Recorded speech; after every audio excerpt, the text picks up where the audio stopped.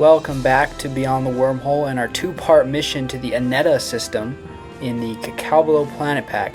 Right now we're on Efil. We just finished our landing in the last part. This is a two-part episode, and we are just about to rendezvous with the mothership in orbit.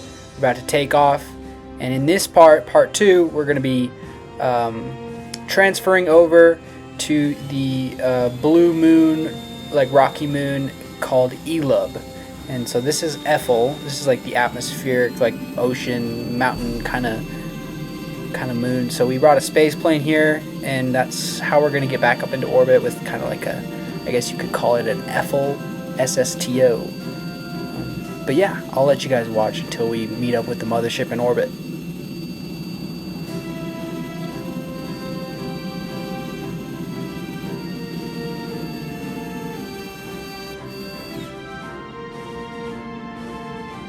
Looks like we've got our orbit height up to the right spot, and we're just drifting till we can get into a position to circularize. Look at these cool IVA views. I'm just adjusting inclination there. Got a maneuver set up. Now we're just circularizing. And now I have to set the mothership as my target and set up a close encounter flyby so that we can perform an orbital rendezvous. I just have to fiddle around to get that in the next few orbits here.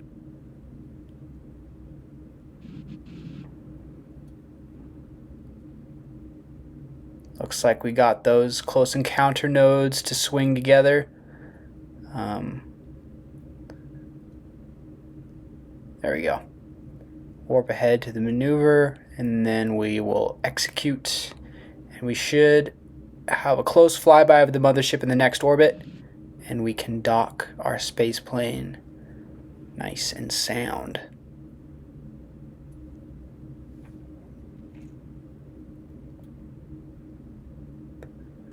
Cool, we should be getting close here. Oh, there we are. Gotta burn retrograde relative to the target, kill off your relative velocity, then point to target and burn forward. That's kind of the basic orbital rendezvous technique. Just till you get real close, and then you just rinse and repeat, kill off the velocity, point towards and burn until you get like a really close separation of like under a kilometer. Looks like we're about just at a kilometer in distance, but we will soon pass close enough to dock. And here's the mothership. So I'm just gonna align the docking ports together and try to use some monopropellant to just fit right into that little payload rig that I have on top of my nuclear transfer stage. Whoa, looks like we're doing an... Oh. Whoa. That's weird. Something happened with the magnets of the docking ports, but I'm just gonna try that one more time.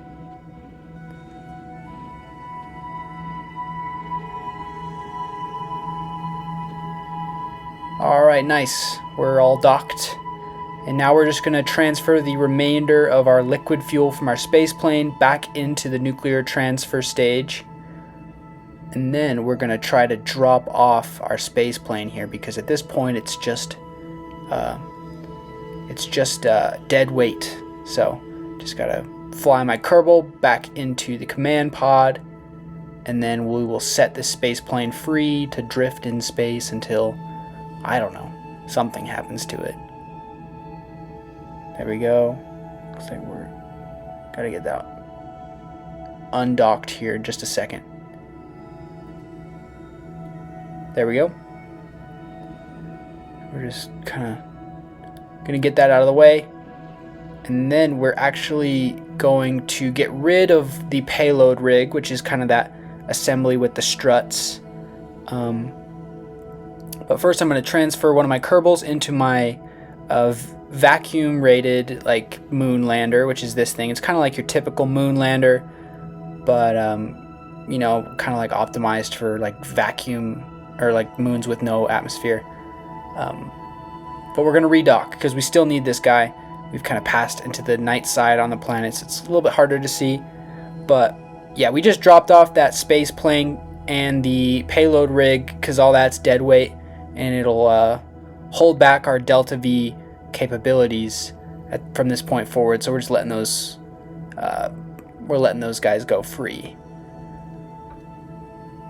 And now it's time to start thinking about our transfer to the Elub moon of Efil, which is the next one out. It's a lot like the Mun. I think it's got...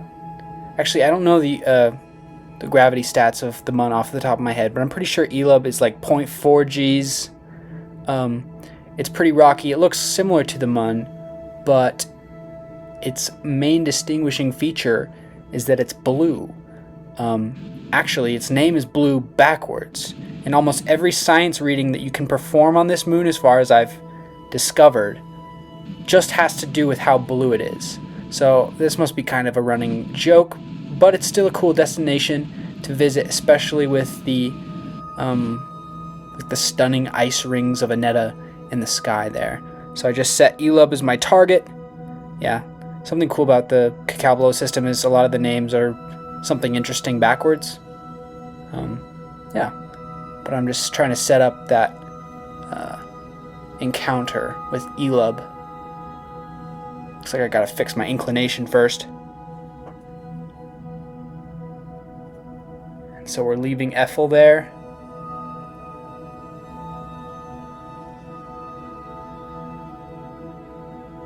Coming up on our inclination burn.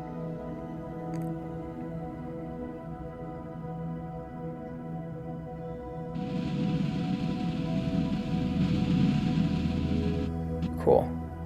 Looks like we've got our inclination relatively matched.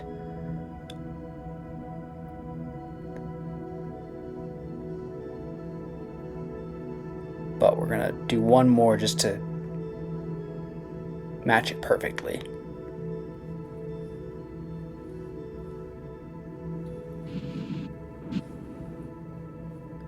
Cool.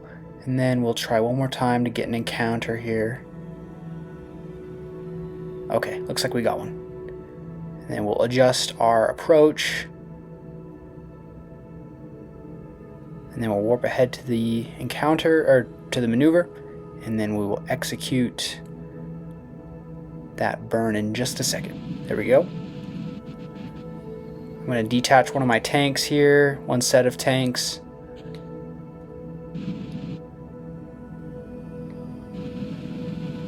To get like the high amounts of Delta V for like this mission, I've been using like an asparagus staged nuclear transfer stage. So, like all these external tanks like feed into each other like asparagus style, which is like they all feed into each other one after the other, and it's like a efficient way to like optimize your wet to dry mass ratio of fuel.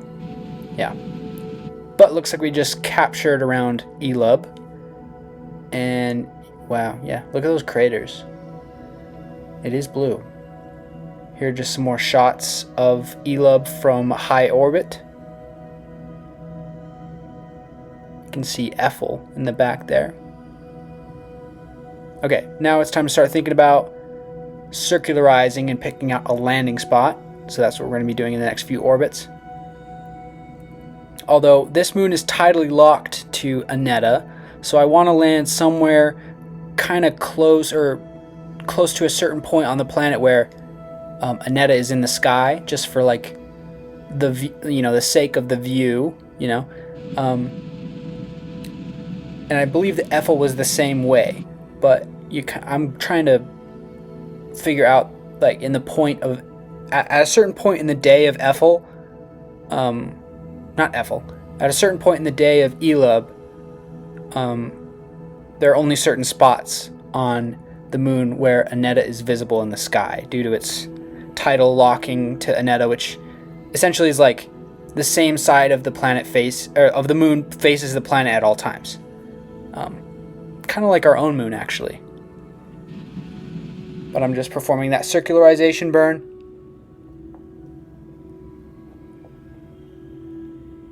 And yeah, we're about to detach and try to pick out a landing spot.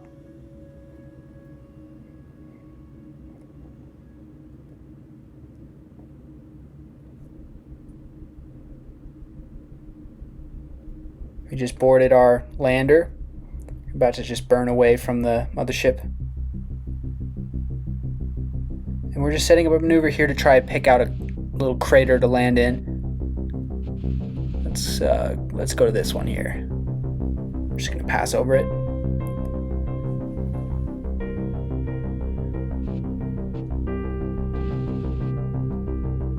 Let's fire that engine and start slowing down here. Coming in a little hot, actually. I think we're gonna miss this crater, which was what I was aiming for.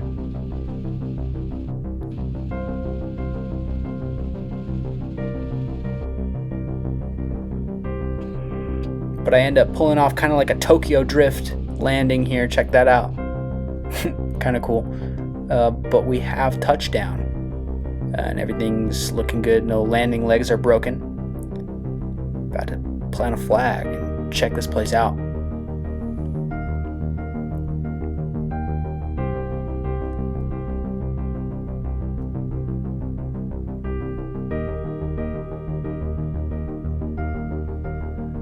You can read some science if you want to pause that. But I always like to spend like a day or two on the surface just to see what the sky looks like throughout the day. Grab some screenshots and stuff like that.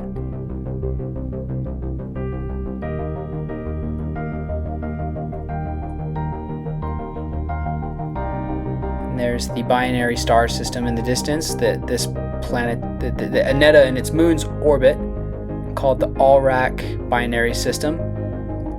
There's Efil in the sky there.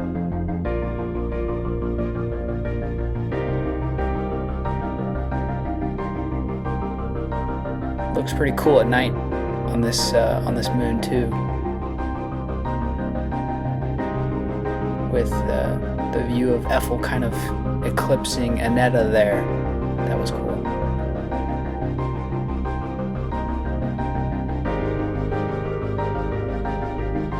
Alright, let's get back in the pod.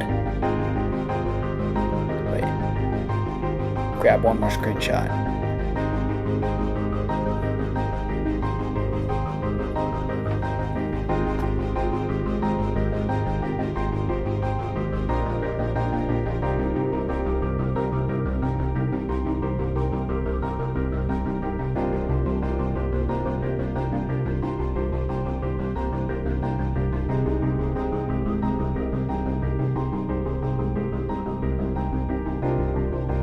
Alright, time to get back in for real this time. Oh.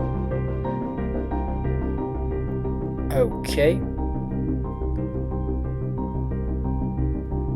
Now I'm just setting the mothership as the target as I prepare to try to get back into orbit and rendezvous with the mothership.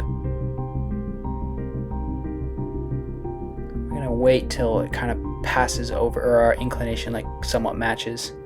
Look at that view, that's cool. It's like sunrise on Elub there. But we've touched off and actually burning the wrong direction.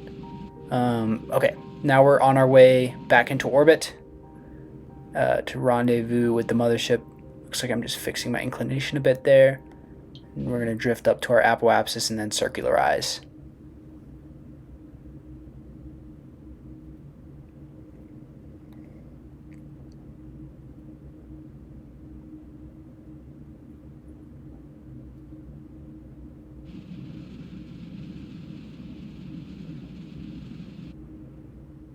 Okay, we are in orbit. Now let's just do one more inclination burn to match with the mothership, and then we will work on getting those close encounter nodes together for a close flyby.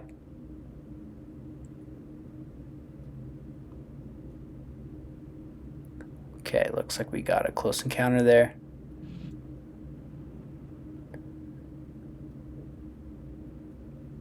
Cool. And we'll just wait one more orbit. And there we are. Looks like we're about 5 kilometers out. We'll kill off our relative velocity once again, burn towards the target, and then drift towards it. and kill off our velocity once again, and then we'll get ready to dock.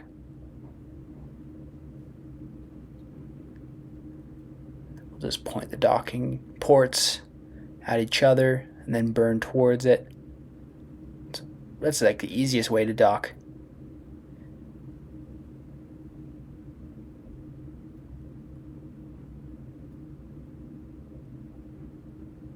Cool, we got it docked.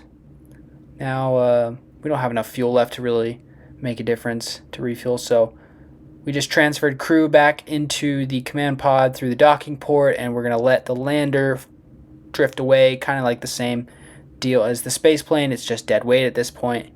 And now we're going to try to figure out our return to Kerbin. So we're going to have to try to escape the Anehta system and then eventually escape the Ulrach binary system and then fall back down towards the black hole into that star system in the middle there, which is the Sunorc system that the planet Sarah orbits, and there's a wormhole that orbits the planet Sarah that connects to the Kerbal system, and that's how we will be getting back home to Kerbin. And so I'm just executing this burn to escape not only from Eulb and Anehta's sphere of influence, but also the sphere of influence of Ulrach A and Ulrach B, which is the binary pair that this planet orbits.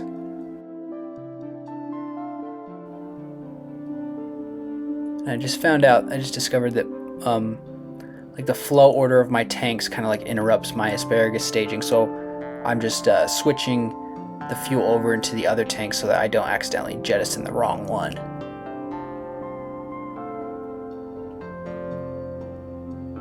But now that that's done, I can let another set of tanks go. There we go. And we gotta warp ahead till we escape the Ulrach binary system, and then we can match our inclination with the Sunorc system. So there goes the Anehta system, and here's the Ulrach binary system that we see shrinking in the distance as we leave its sphere of influence. There's the black hole there that all three of these star systems in this planet pack orbit at the very center. And now we're in a spot where we can match our inclination with a burn, so that we can get all nice and lined up with the Sunorc system.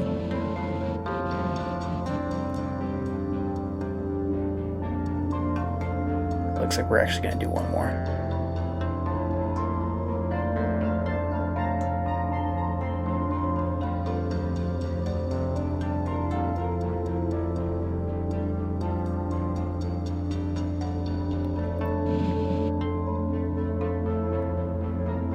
Okay, now we got to lower our periapsis to drop down onto the gold highlighted orbit, which is the Sunorc orbit. I've set it as my target, and now I'm just trying to get an encounter. It looked like that version took too much fuel, so I'm actually gonna just wait a few orbits till I'm in a better spot. Looks like we're gonna have to wait 51 years, but that's kind of just the name of the game when you're trying to do these like interstellar transfer kind of things. All these stars are relatively close together, so it's not like too unfeasible, but like these like local interstellar Hoffman transfers, you gotta wait like decades. But here's the Sunorc system, and there's planet Sarah. I'm just trying to get my encounter lined up, or not an encounter, my flyby of the Sunorc system to line up with the Sarah system, which is the new gold highlighted orbit, and I'm going to perform a capture burn in just a moment there at my periapsis.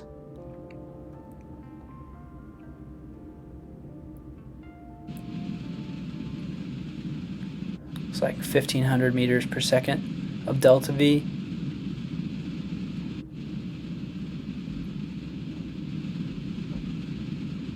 There we are, we're captured. And now I'm just going to do another inclination burn to match my inclination with the planet Sarah.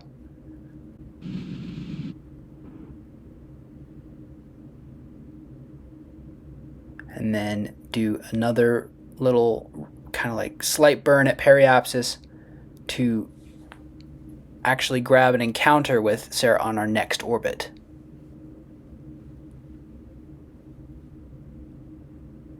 And then at that point we'll be able to adjust our flyby so that we can kind of like thread the needle into the wormhole that orbits this planet. There's our encounter there. But we're gonna do some more adjustments so that we can actually fly through the wormhole, which I just set as my target. It's that WH3141b. It's a really great name. Oh, looks like we got an encounter already. I'm just trying to encounter it as my periapsis. And then depending on which side you encounter it on, like if you encounter on like what would be the night side of the wormhole, or like the day side, like if it was like, you know, a regular planet, you can actually kind of affect whether you get a boost from it or like a little break from it on the other side of the wormhole, because you actually preserve your velocity kind of through the wormhole even onto the other side of it in the Kerbal system. So I'm just zooming out, looking where my resulting orbit would be, and you can play around with that to influence what you want your orbit to be like on the other side. And since we're going to be returning to Kerbin from the wormhole on the other side, which actually orbits the planet Sarnus, which is like the Saturn analog in the Outer Planets mod, or if you don't have Outer Planets mod installed, it's actually just around Jool in the Kcalbeloh Planet Pack. But here I'm looking at my resulting orbit. It looks like it's slowing me down a little bit. I'm just going to check on the other side, and it looks like it's giving me a boost. So we want to be back on that first side originally. Hopefully on the other side that'll drop my periapsis on escape from Sarnus to drop down closer to where Kerbol would be, more in the inner solar system. That's kind of the idea. But it's always kind of unpredictable. You don't know exactly where the wormhole is on its own orbit around Sarnus on the other side of it. But we're pulling up on the wormhole here, and it's pretty cool, so I'll let you guys just check it out.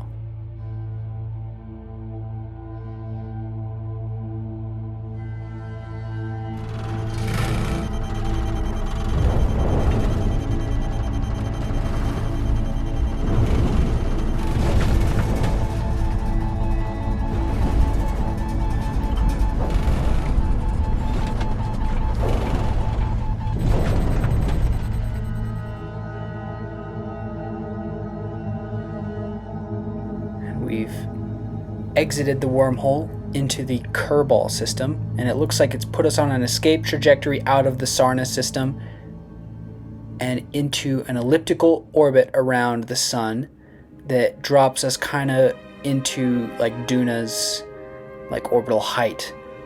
But we're also kind of heavily inclined relative to Kerbal, so I'm gonna have to do a pretty big inclination adjustment. We're gonna have to do one more actually.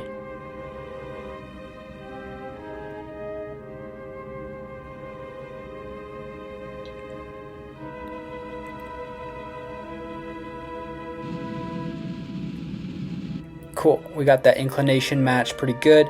Now we'll just lower our periapsis even further until it intersects Kerbin's orbital line, and we'll play with the radial node so we can get an encounter. And we got an encounter in just under 1 year. And in this like much of an elliptical orbit, it would take like a long time to wait multiple orbits. So it's cool that we got it on our first orbit around the sun and the Kerbal system.